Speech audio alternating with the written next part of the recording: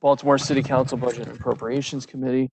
We are here for Council Bill 20-0527, Ordinance of Estimates for the fiscal year ending June 30, 2021.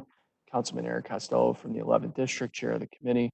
I am joined by Vice Chair of the committee, Councilman Leon Pinkett, 7th District, Vice President of the Council, Sharon Green Middleton, 6th District, Councilman Bill Henry, 4th District, Councilwoman Shannon Sneed, 13th District, Councilwoman Danny McCray, 2nd District, Councilman Isaac Yitzi Schleifer, 5th District, Councilman Chris Burnett, 8th District, we have Matt Stegman and Nina Themelis on behalf of Mayor Jack Young. We have Kaylin Young, Dominic McAlilly, and Rebecca Simmons on behalf of Council President Brandon Scott. And we have Marguerite Curran, who is staff to the committee. First agency up today is Baltimore Development Corporation. We have President and CEO Colin Tarbert and Executive Vice President Kim Clark. BDC, I'll turn it over to you. Great. Thank you, Mr. Chairman and members of the committee. Pleased to be here with you this morning to present the FY21 budget for the Baltimore Development Corporation. I know the time is limited on the presentation, so I'll go ahead and jump in. And if Finance could go ahead and bring up the slides, I'll walk through those. And then I'll provide a brief update on our COVID-19 response as well.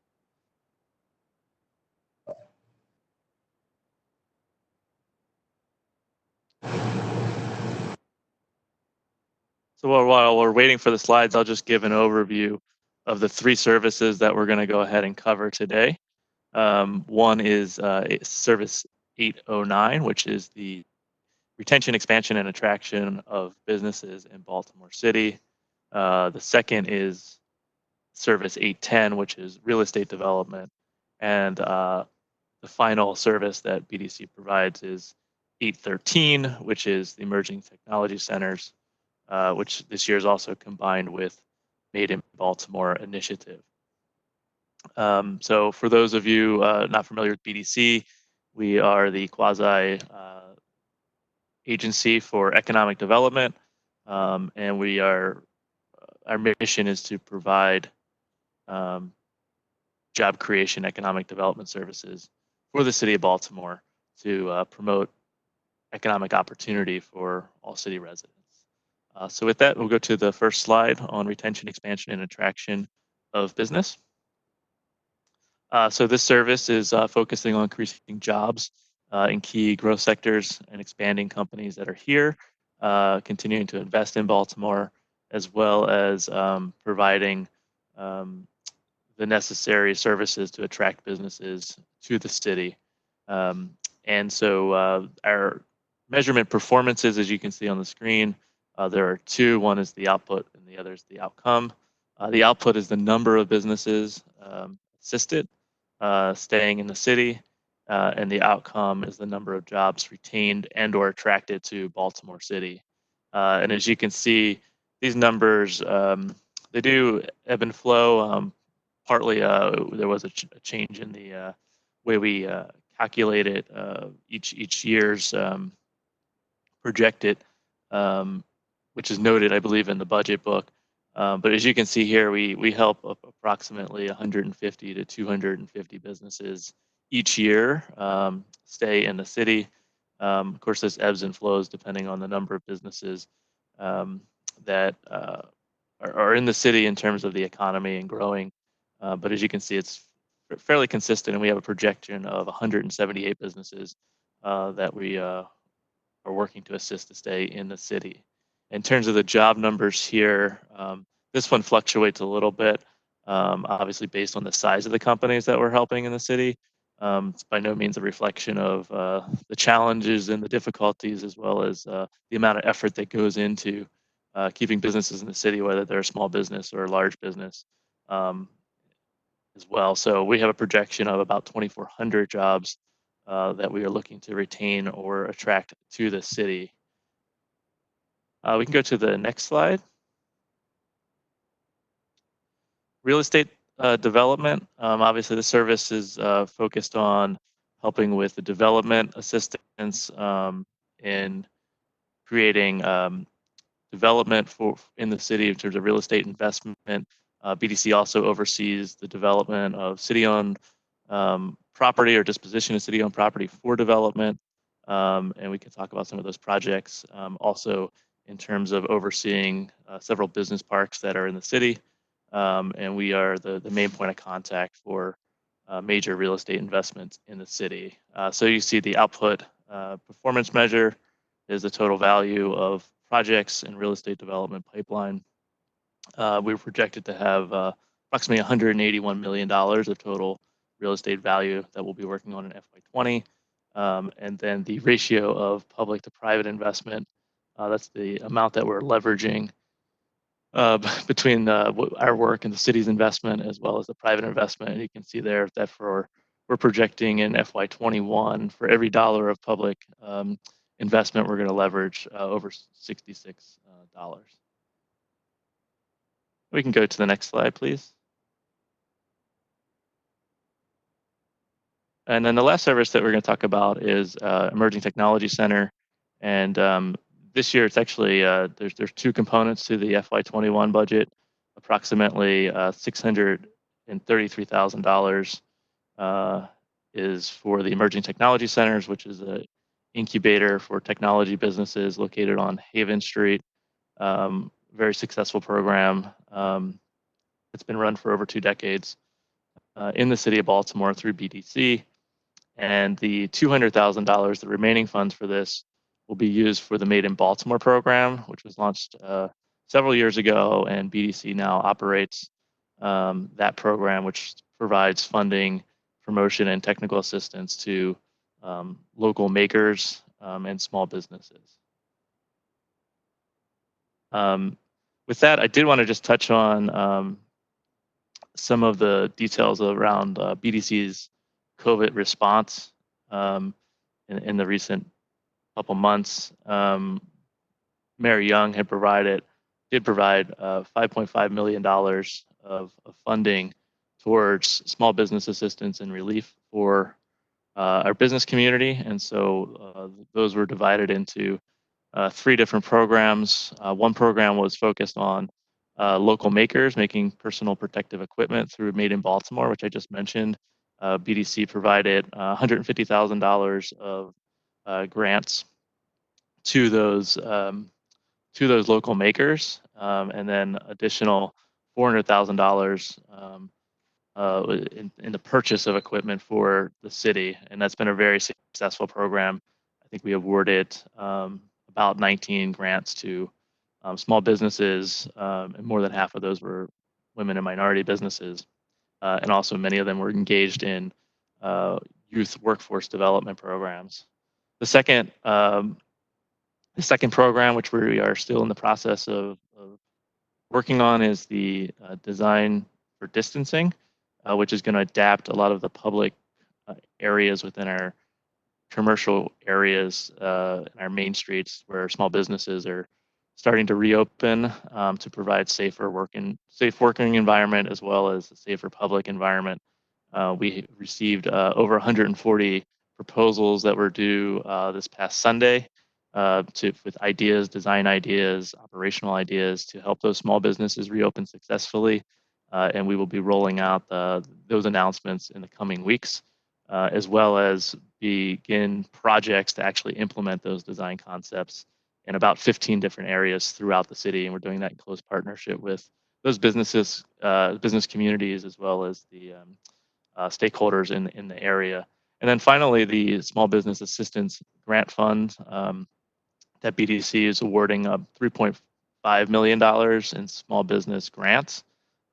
We've received over 800 applications, about 600 plus are eligible. And while we haven't made the awards based on the eligibility requirement, over, I believe, 60% of those businesses are minority businesses, over 50% are women-owned businesses, and over 60% are businesses that are owned by city residents. And so the aim here was to really target locally owned minority and women-owned businesses, and we believe the outcomes will be very similar to the eligible businesses that have applied. So we're very excited about all of those programs. Hopefully that gets us on the road to recovery and also gets us in a position to be stronger in the future. So with that, I'll go ahead and pause here. I know we only had about 10 minutes for presentation, and I'll happy to answer any questions you may have. Colin, Kim, thank you for everything that you're doing. I was wondering if you could touch a little bit on what this has meant for workload for your staff, because I know you guys have ended up taking on a lot more than you're used to handling. Yeah, thank you for the question, and just really great kudos to the BDC team. Kim is here with me in the chambers today. Kim Clark, our Executive Vice President. But the senior team, the staff, everyone has been tremendous in terms of putting together these programs in a very short period of time and doing it very successfully. So, as I mentioned, the grant program, for example, the BDC team, we didn't have technology really before the pandemic, and our team was able to create an online portal to accept, over 800 applications with uploading files and details, and nothing crashed. We were very fortunate, but it was also a testament to our team's ability to innovate. And we've also been, I left out one piece of this as well. We received a grant to fund a collaboration between BDC as well as an additional, I believe, 17 different organizations to do outreach specifically to minority small businesses that were most vulnerable in our communities. And so that's been a great partnership. A lot of the work that we're doing is a partnership. Design for Distancing is also a partnership with the Bloomberg School of Public Health at Johns Hopkins, as well as the Neighborhood Design Center. But a huge amount of work has been done by the staff to get us to this point during a very challenging time for everybody. We've been working remotely, but we've been working, especially in the beginning. It was a heavy lift to get us into a position where we could create these programs, and hopefully by next week we'll actually be mailing out the grant checks as well as implementing some of the, at least announcing the design. So we've come a long way in the past weeks, and it's been in much to the credit of the entire BDC team who spent countless hours working on this way past the 9 to 5 normal schedule. So thank you for your question.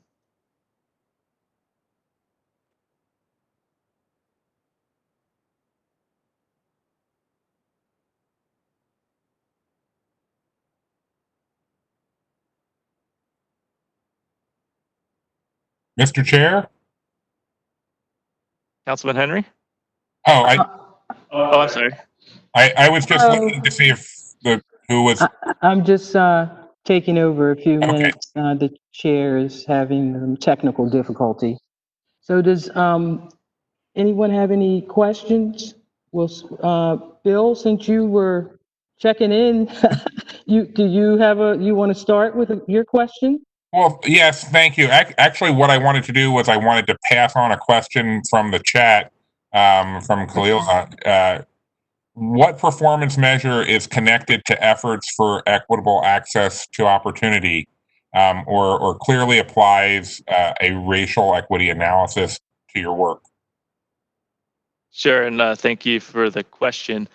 So specifically during the COVID response, we took great efforts to actually capture all of the different racial information from our applicants, and so we were very, very thoughtful. And this is a really credit to the entire BDC team to make sure that we were going to respond to this crisis in an equitable way. And so as I mentioned, on the grant program specifically, which was helping individual small businesses, we did one thing that was, I think, key, is that other programs were first come, first serve.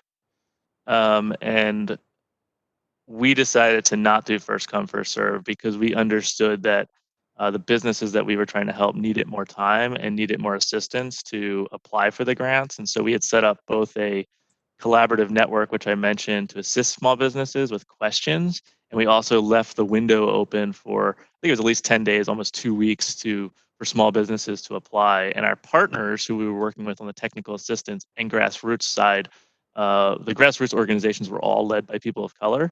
And then on our technical assistance side, we did have specific groups that were helping us with technical assistance oriented to demographics. So, for example, the Latino Economic Development Corporation was one of our partners to help make sure that outreach got to business owners that had a second English as a second. Oh, sorry, English as a second language. Yes. So to that end, we were able to have the numbers come back that the majority of the applicants were minority businesses. And so we were very pleased with that response. And we were frankly worried that we weren't going to be able to do the proper outreach to get the equitable outcomes that we wanted. But through these different partnerships and through sort of looking at the results of other programs, we were able to adjust and do that. So we're measuring all of that data, and we're making sure that it reflects the city that we serve. And then more broadly through BDC's efforts, and this is in conjunction with the mayor's office, we have an equity coordinator on staff, and so we're beginning the process of making sure that our outcomes and our measurements are seen through an equity lens. That's a work in progress, as it is for the entire city, but it's one that BDC is fully committed to.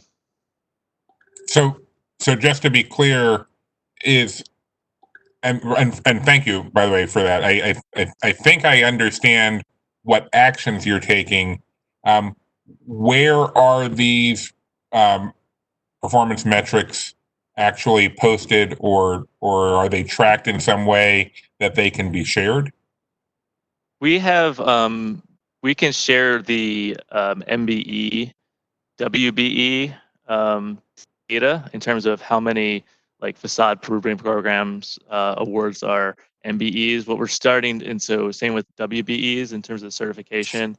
We have that for our loan data. We have that for all of our assistance programs. What we're doing now, and I think this is sort of evolving citywide, is we're actually drilling down into those demographics. So it's not just a minority business. It's, are you an African American business? Are you a Hispanic business? Are you an Asian American business, et cetera? So that is going to be built out as we move forward to really look at the racial equity lens. But right now, I think most of our data is just at this point, who have we helped in terms of MBE, WBEs within our programs, and we do have that data. I don't have maybe all the statistics today, but and we're very transparent in publishing that data as well. Okay. And Mr. Chair, if I can continue, and just to, as one of my staff people says, just to feed a fed horse, is there also a geographic component to that, so that can that assistance be tracked not just for what kind of business it was, but where the business was, so that we can see that city resources are being equitably distributed geographically as well as demographically? Yes, we have a GIS person, Patrick Barnett, on our staff, is terrific. So we map all of our results. So from loans to projects to TIFs to pilots to facade improvement grants. We actually presented some of those materials earlier in the budget hearing at the Planning Commission at the Capital Improvement. And we also put internally, we did this just to sort of, with the COVID response, just not to keep talking about that, but I think it was an important step for us. We actually mapped all of the survey responses. Initially, we did a survey just to capture people's thoughts and issues as they were starting. This was like in the very first week of the closure. We actually mapped all 900 plus survey responses so we could see where they were coming from. And in areas where we did not see responses, that we knew there were businesses there, we reached out to the main streets and had them fill out the survey. So that we can make sure that we were getting coverage throughout the city. So it was a very data-driven process and analytical, but seen through the eyes of making sure that we were responding in an equitable way. And so I think as we move forward with additional, BDC results, the goal is to increase that data analysis and also make it transparent.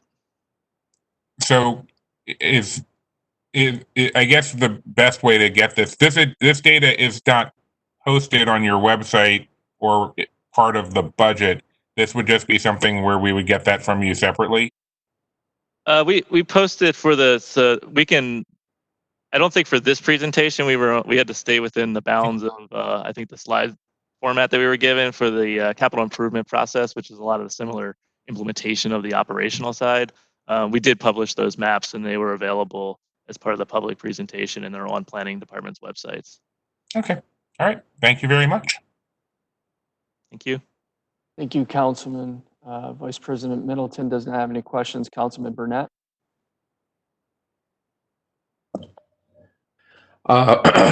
Just wanted to jump back to the COVID piece.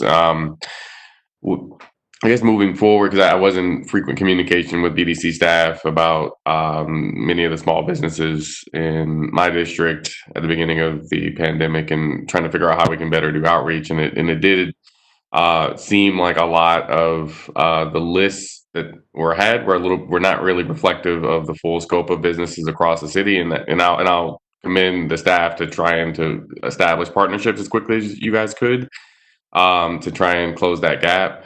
I guess moving forward, what's the strategy to ensure that the communication channels that BDC has are more reflective of all the businesses across the city, and moving forward, so that if and when there's another event like this, or just generally information needs to be communicated out to small businesses, you all can respond a little bit quicker than at the beginning of this pandemic.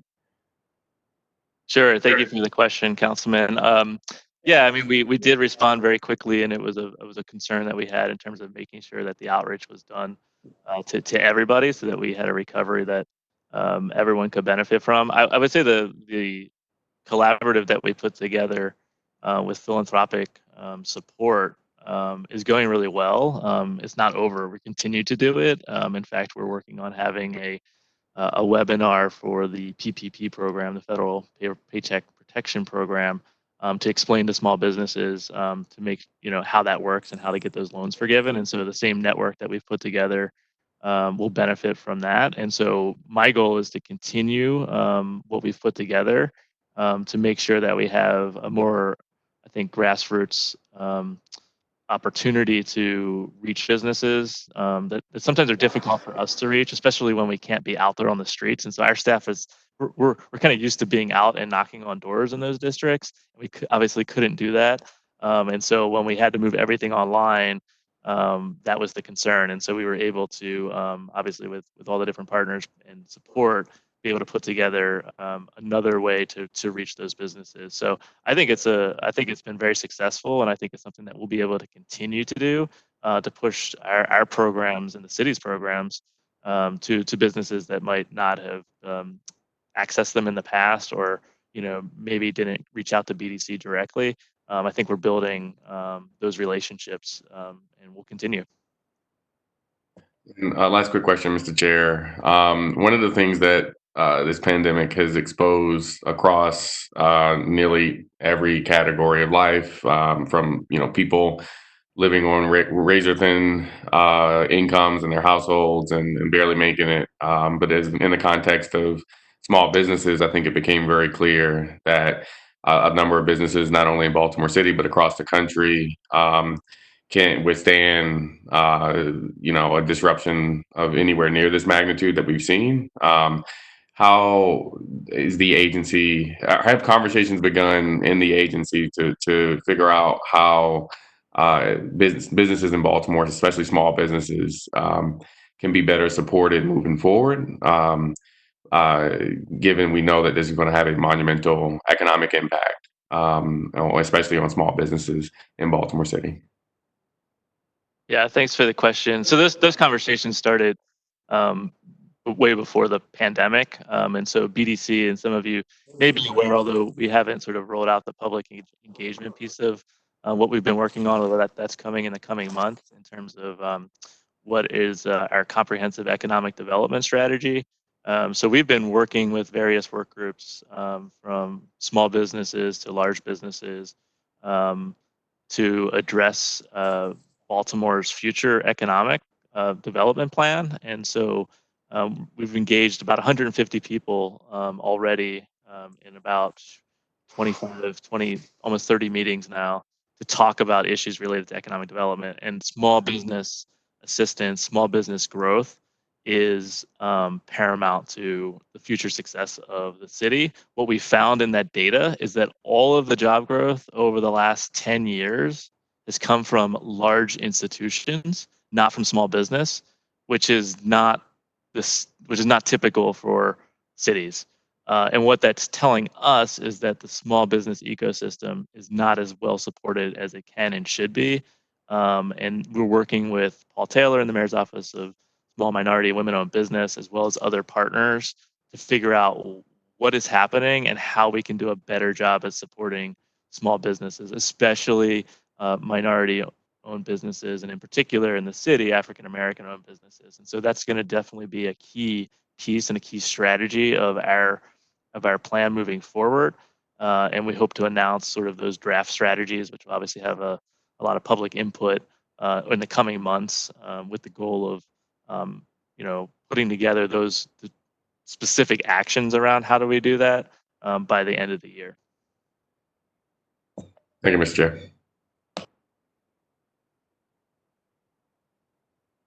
Thank you, Councilman. We're joined by Council President Scott. Council President.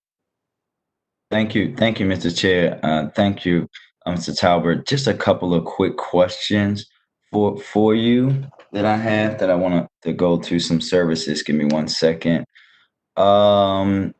When we look at service sheets, hold on, I'm sorry. I had the wrong one up here. Give me 1 second. When we look at the service 813, the Emerging ETC, the Emerging Technology Center, I just had a quick question for you. I'm a big fan of the Made in Baltimore program that you guys have, and wanted to talk about if you guys had thought about creating the same kind of hub and space for those maker businesses that are in a part of the Made in Baltimore Center, just like we have with the ETC. We know it's a growing thing, and want to talk about what the support from the agency for Made in Baltimore it will look like this fiscal year, and have we imagined how we can try to build that out some. Gotta do a shameless plug here for the council president, but thank you for the question. We did apply. So Made in Baltimore has been a very successful program. Andy Cook, who many of you know, and his team have done a great job in recent weeks on the PPE. And we're looking forward to another year of Made in Baltimore. We did apply for an enhancement for approximately $300,000. The budget reflects $200,000. We're going to figure out how to make that work and still make the program robust. There's a concept that we're sort of pushing around a space that would be for local artists and makers. Actually, we've been in conversations. It's very preliminary with the Black Arts and Entertainment District as a potential location for that. And the idea would be to bring together makers and artists and Black entrepreneurs in particular around that space. And so I think that that's maybe a step for Made in Baltimore in the future. So we'll come back to you with maybe more details as we push that project forward. We're also in conversations with some partners about an e-commerce type program. So Made in Baltimore does have an online store, but what we found is there are other makers, not just Baltimore based, but Baltimore have sort of histories with Baltimore or came from Baltimore, but have moved, or maybe are artists around the world, but want to have a tie back to Baltimore and sort of this Baltimore aesthetic, as we've been calling it. And so I think that's another opportunity for Made in Baltimore to progress. So the short answer is yes, we're thinking about it. It will probably be broader than just Made in Baltimore with additional partners, but it'd be great to have Made in Baltimore part of that bigger vision.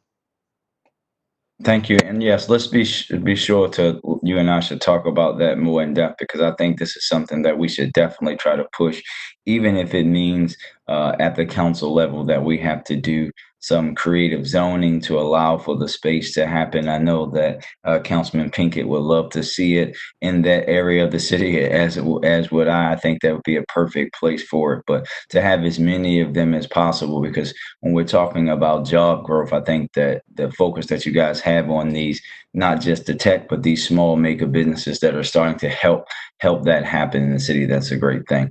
The next thing, I don't know if it was mentioned, I want to talk about Service 809, retention and expansion and attraction of businesses. Just wanted to see where you think we're going to see a dip maybe because of COVID, and how you see this service being in the next fiscal year, and what kind of support and things you're going to need for us. Great. Thank you so much, Council President, for the question. We are in the middle of tracking that. So we've been fortunate to be brought into a Bloomberg program in the last recent weeks. Obviously, Bloomberg's been a supporter of the city and different funding initiatives.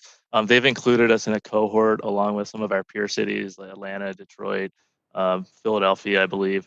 And so we're going to actually get a study which is forecasting how COVID is going to impact the Baltimore MSA, Metropolitan Statistic Area, in terms of economics. And so we're going to see where those job losses are.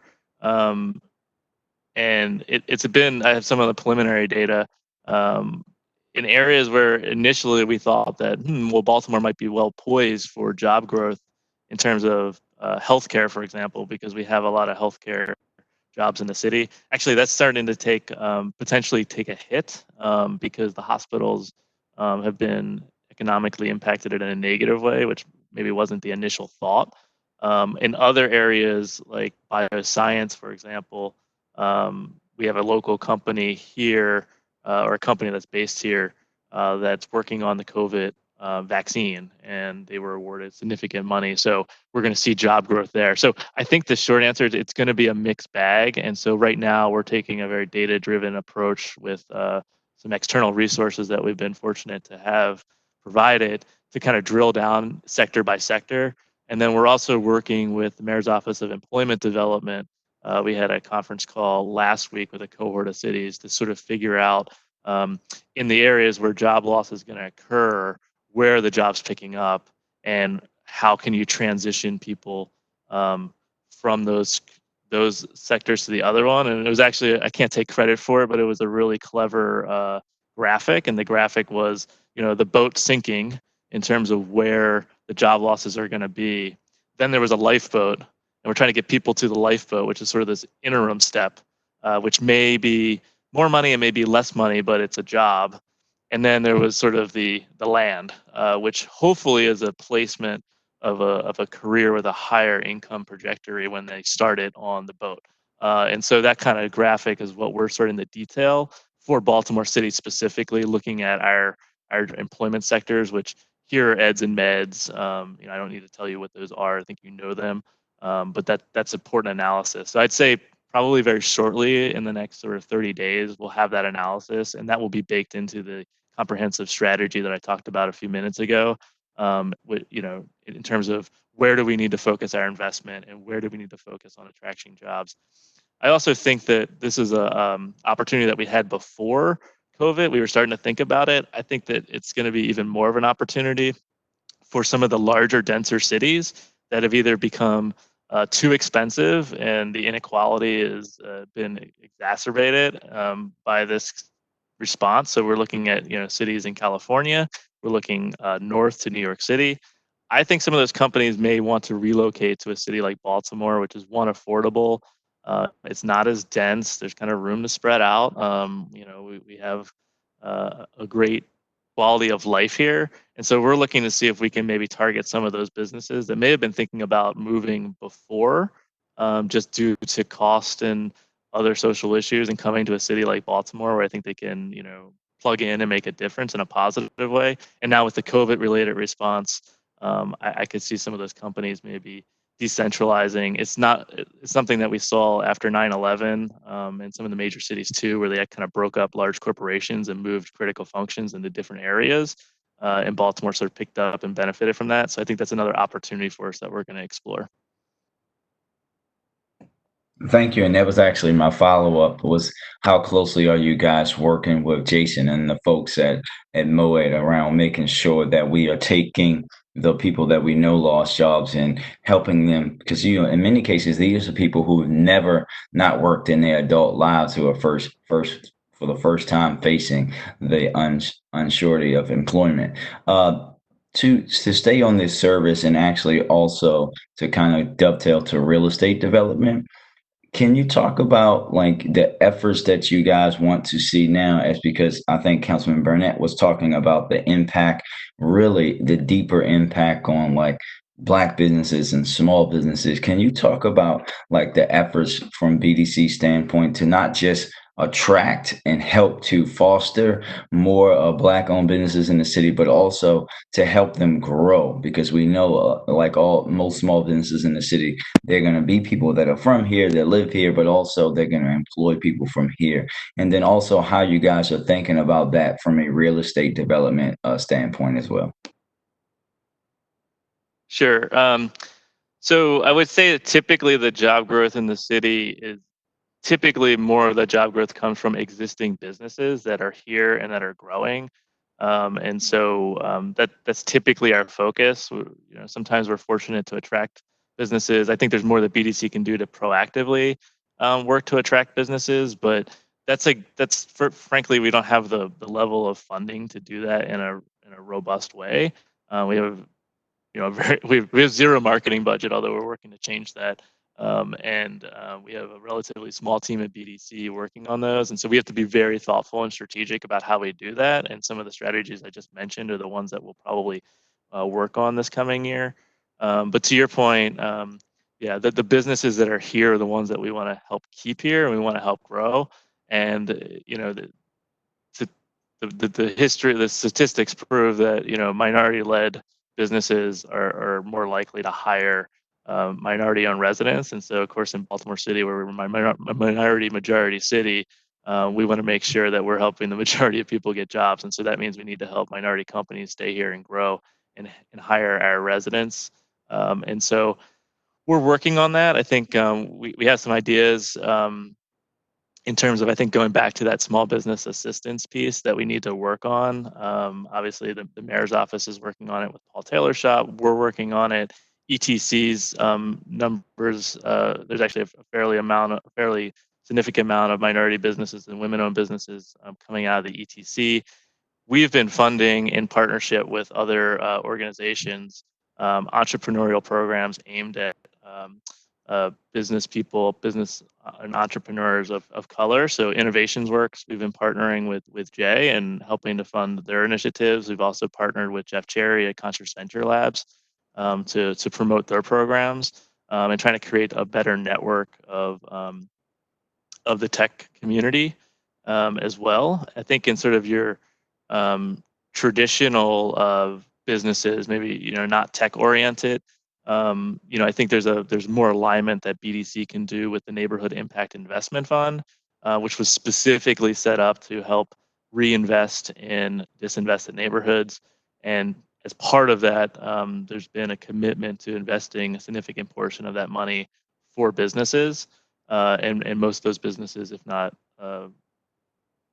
definitely most of those businesses are in areas that are minority neighborhoods and led by people of color. And so I think BDC and the Neighborhood Impact Investment Fund can work together. We do a fair amount of microloans as well. I think 2/3 of those go to minority businesses. I can get you the details, but those have been helpful as well in terms of giving businesses the working capital they need to grow their businesses. So we're doing a lot. I think what we haven't done and what we can do is really organize that in a much simpler way to access and make it easier for people to find, and also sort of working with our partners, make sure, to Councilman Burnett's point, that we're doing the proper outreach to everybody so that they can benefit from the programs. Thank you, and I'll follow up with you on that too. And then also just to follow up, the joint analysis with you guys in Moed, is that something that we're going to be sharing out for everyone to see? Yeah, we can share it. It's actually being done by Oxford Economics. It's Oh, cool. pro bono for us through the Bloomberg cohort, and so they're going to present that, I think, next week, and then we can make it available to anybody that would like to see it. Thank you. Thank you. Thank you, Mr. Chair. Vice Chair Pinkett. Thank you, Mr. Chair. And thank you, Mr. Talbot. Appreciate all of the work that you're doing, part of your team and your team are doing, especially during these trying times. I was encouraged to hear about the effort to look at establishing a Made in Baltimore site in the Pennsylvania Avenue Black Arts and Entertainment District. And I know we've talked about this in the past, but I hope that that also comes with a renewed investment into the Pennsylvania Avenue market, hopefully so that it would represent the same investment that's gone into the Broadway market. I think that that would be a tremendous investment, along with bringing something like Made in Baltimore to the Pennsylvania Avenue corridor. So thank you for that. My first question is that in this pandemic, unfortunately, it has highlighted a lot of disparities in our community and throughout our city, most notably food insecurity. Can you talk about BDC's efforts as it relates to food access, which has been an issue in our city, prior to the pandemic, but is a glaring deficiency in our city, as we see individuals not having access to fresh, affordable, healthy food? Sure. Thank you for the question. And you probably know as much, if not more, than I do in this area, given the work that we've done together. So I would say that and kudos to Kristen Dawson, who I know many of you know, who leads much of our food access work in conjunction with Holly Friedstadt at the planning department. Attracting and building grocery stores, as you know, Councilman, is a challenge in our city. It's a challenge in many ways because of the tax structure, and obviously we work together to create the tax program to have reinvestment and retain our grocery stores, as well as to try to attract them to food deserts, which is challenging.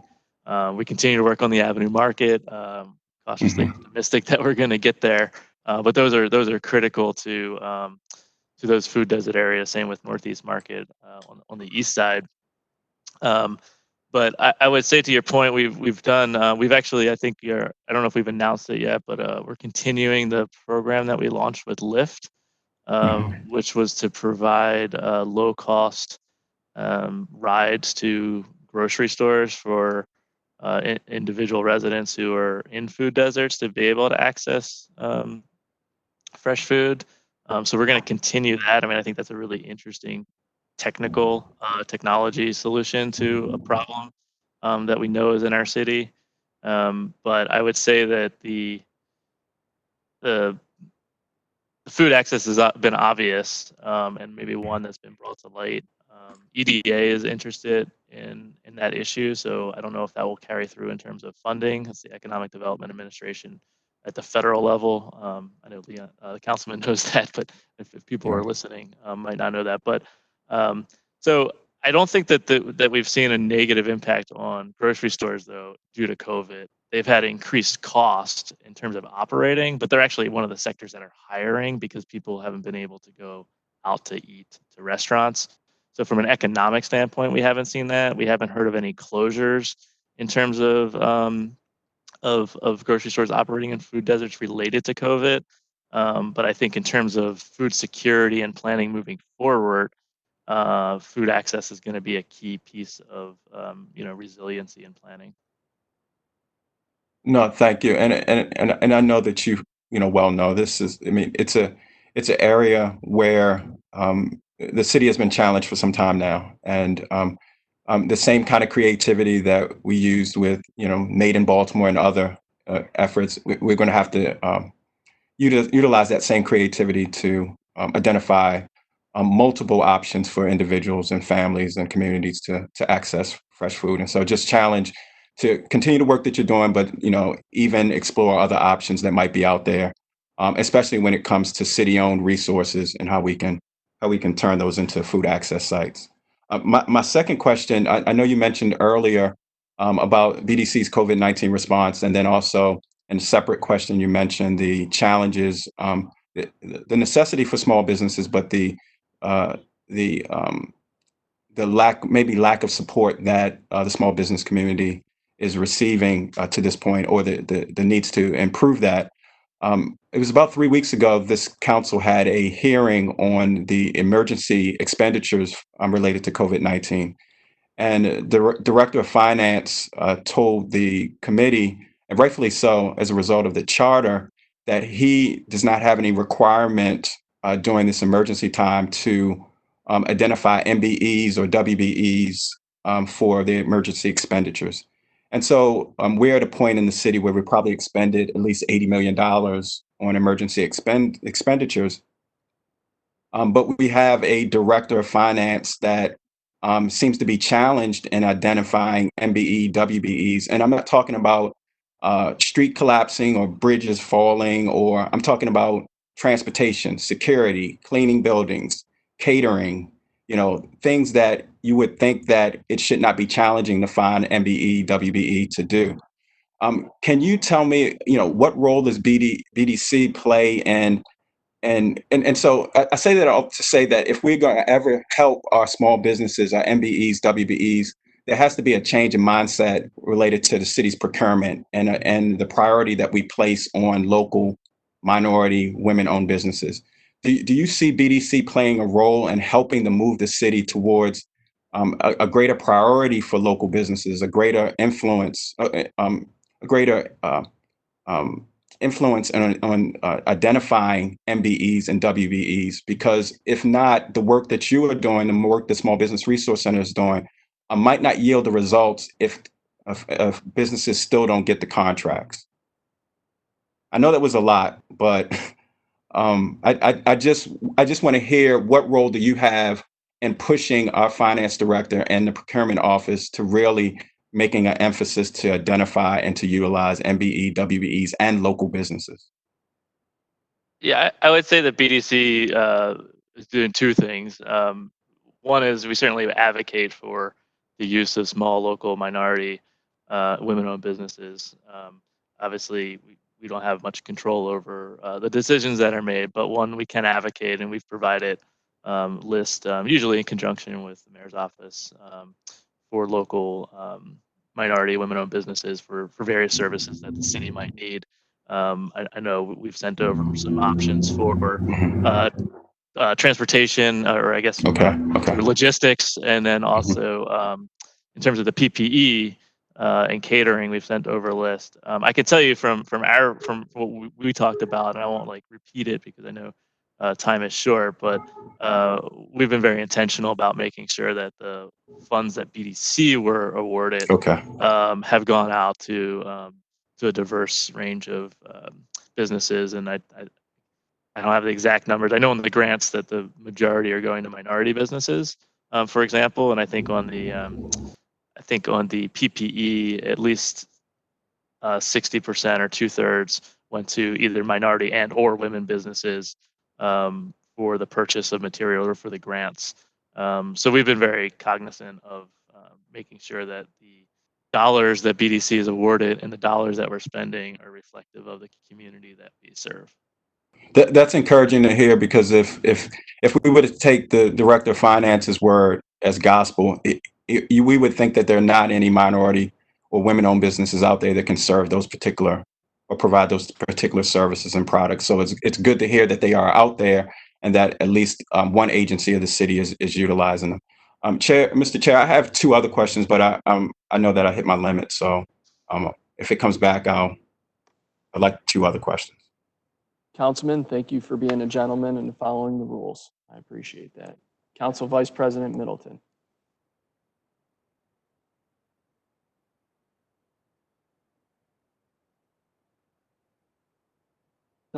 Sorry, I had to unmute myself. Thank you, Mr. Chair. And I just also want to thank BDC and Colin for the work you've been doing through the pandemic. I know that there were some people in my district with businesses at the very beginning of the pandemic. And of course, a number of the businesses were in panic mode and forwarding them to you to help them get their insurance, unemployment insurance, and so on. You played a good role in trying to help expedite that as well.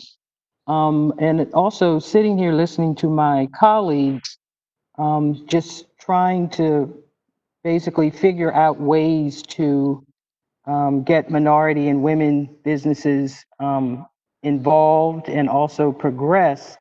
And I also was thinking about that piece of trying to somehow reach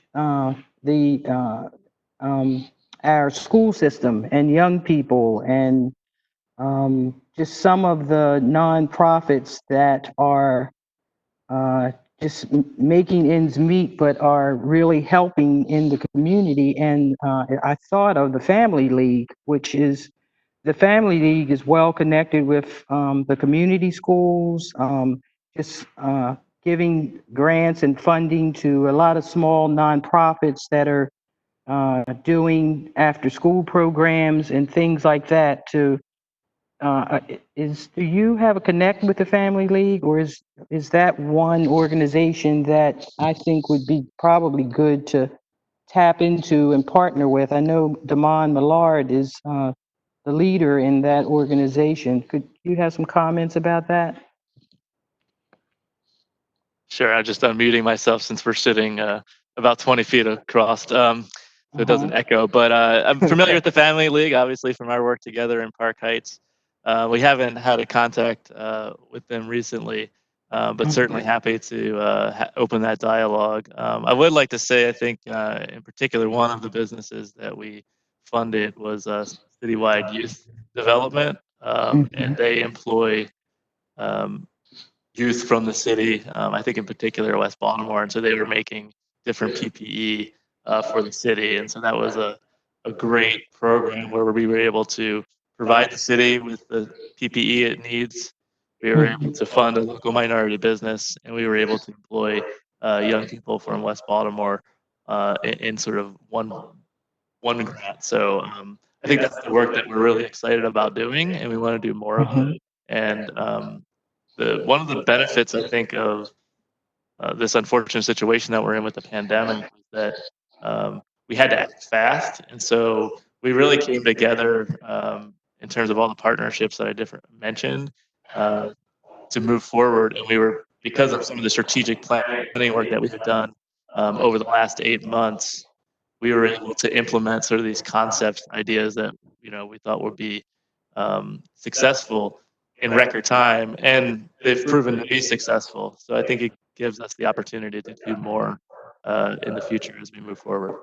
And then I guess the second question, I know our city has basically been traumatized, and there's a number of people that need help for mental illness. And I know that Councilman Cohen kind of is one of the people that is leading that charge. So businesses are going to start mental health businesses and, just different, would BDC involved can they be involved in that, or are you just honed in on specific type of businesses? No, we help all businesses. I think in terms of our expertise in a particular sector, it may vary, but in terms of the different programs that we provide, from small business loans, micro loans, more traditional loans, and facade improvements, we don't help just specific sectors. Thank you. That's good to know.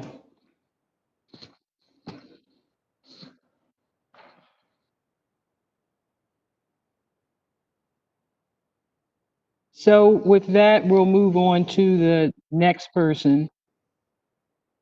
Is there another council member that has a question? Yeah, I have a couple questions. And after get to you, I have some too, Councilwoman. Go ahead. We'll start with Councilman Slifer. Yes, thank you. So A couple of things. First, I do want to shout out David Garza on your team, who does great work in my district and working with the small businesses. Thankfully, my district is home to a lot of small businesses. I guess my first question for you would be really for you to advise us as a whole city. What should we be telling small businesses?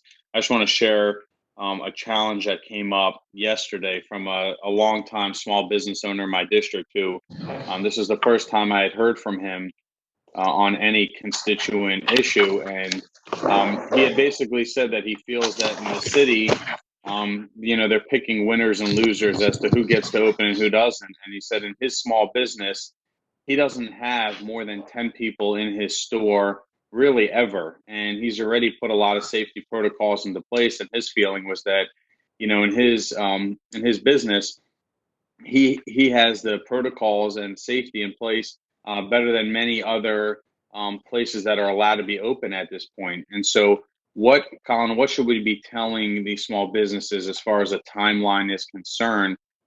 Because as you know, I mean, small businesses, there's only so long they can hold on for and try to survive. And I really fear for these businesses and the city as a whole, really, because when you look at the city map, I mean, we all know that that most of the districts across the city border the county. I mean, the county hugs us all the way around. And so, those businesses that are close to the county line, like most of the businesses in my district are, I mean, they feel like they're losing longtime customers to county businesses. I know a lot of the hair salons and other places like that. And as you can see, I have opted not to go outside the city to get my haircut. I'm going to get my haircut when the place that I always go to in Mount Washington reopens. But what should we be telling these small businesses that are trying to hold on, and what kind of timeline can we be giving them for them to feel comfortable that there's an end in sight? Sure. Thank you for the question. I mean, I've heard the same frustrations from the small business community. Colin, I'm going to ask you to try and keep that response brief, and for you to follow up with Councilman Schleifer after, because we're running 1 minute behind right now. But go ahead, Colin. No, the response would be brief anyway, because BDCs, we're not in charge of the reopening. We're certainly collecting data and providing it to the mayor's task force as to what is being done and what can be done. So it's a frustrating situation for the businesses, but I can't, in my role, certainly give you a timeline or what we should be telling the businesses.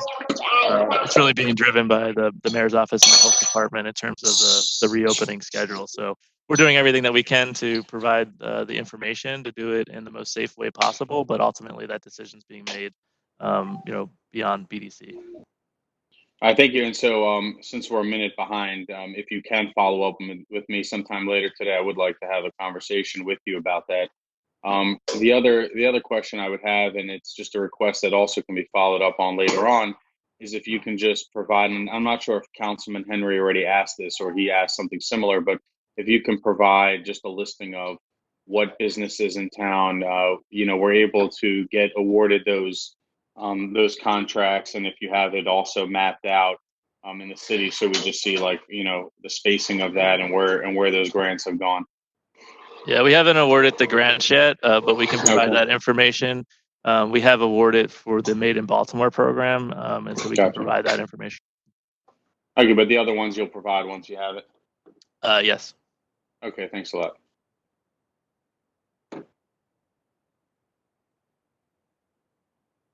Just to add clarification to Colin's response, it's the whole reopening thing is really a function of the mayor's office. And from our discussions, it seems like that's being driven by advice from the health commissioner.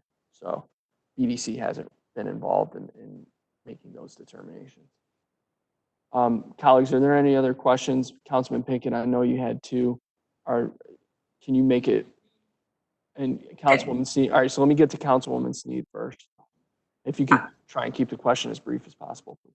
Colin, can you tell me, and I may have the wrong department, if there's any updated information about the NIF fund and what we're doing around some of our communities that District 13, 10, like some of the communities that it was supposed to really help out, where we are with it? You said the NIF fund, the Neighborhood Impact Investment Fund. Yeah. No, BDC is not the rate agency for that. That's a separate, organization and nonprofit. I do serve on the board in terms of my capacity, but I would have to defer to Mark Kaufman and to Lori Glass, but I can certainly have them follow up with you about some of the results that they've had after year one. We did have I think we called it an investors meeting. And we had that publicly held before the pandemic earlier this year to do a whole, explanation of what the NIF fund was and what we funded. And so that was a public meeting that was well attended. We had it at Southern Baptist Church earlier this year. But I can have Mark Kaufman, who you may have met, follow up with you and talk specifically about your district. Because they don't, in any capacity, you guys don't work together with that at all. We're aligned and we do partner, but they're an investment fund, so they're different than BDC. Okay, thank you. Sure. That's all I had. So if I can go, this is Councilman Pinkett, just real quick question in reference to Service 810. Looking at the number of new permanent jobs per 1 million of public investment, there just seems to be so much variance in the numbers. And I know that the actual for fiscal 2019 was a result of the Amazon opening its second facility. But what gives us, what's the basis for the target of 315 for fiscal 2021? And what gives us assurance that we will hit that number when it appears outside of the Amazon opening that our numbers haven't been very high for that particular category? I apologize. I don't know exactly where you are looking. If you have the budget book, it's page 271. I do have the budget book. I'm sorry, and volume 1, page 271. Oh.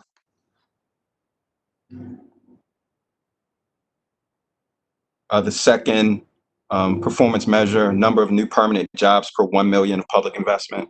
Yeah, I may ask Kim Clark to answer that if she's able to, just because I don't want to misalign the question. I see the actual is the 3,250 jobs that you're referencing. Yeah. And then we're targeting 315 and 20. So let me just have and to me that says 3,250 jobs for $1 million worth of investment. And so did we invest more than?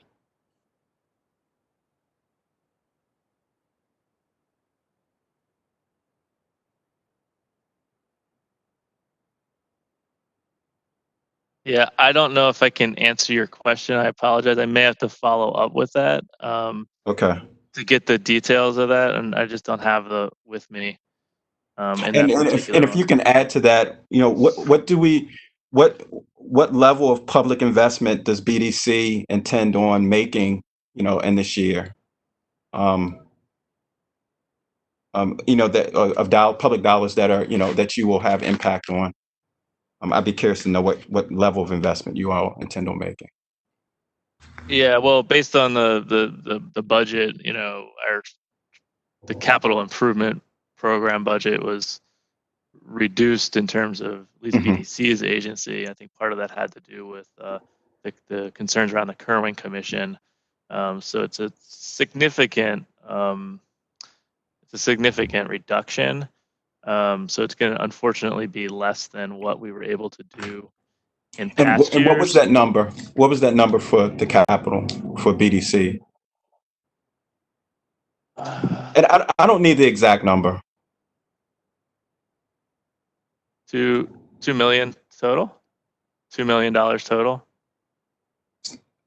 So based upon this, are we saying that we anticipate creating 630 jobs? No. Okay. Yeah, we can follow up with you Okay. in more detail to kind of give you the full range, but our capital is limited, and there were also prior commitments made in prior years by prior Gotcha. administrations that are in our capital budget Okay. that we didn't really necessarily have the ability to change, and so that compounded with the reduction with the concern for school construction funding being needed. Fiscal 21 from a capital standpoint Mhm. is not great. Okay. Thank you, Mr. Chair, or thank you, Vice President Middleton, if you are standing in for Chairman Costello. Thank you, colleagues. Any other questions before we move on to the next agency? Okay, Colin, Kim, thank you very much. Appreciate it. Thank you, everybody.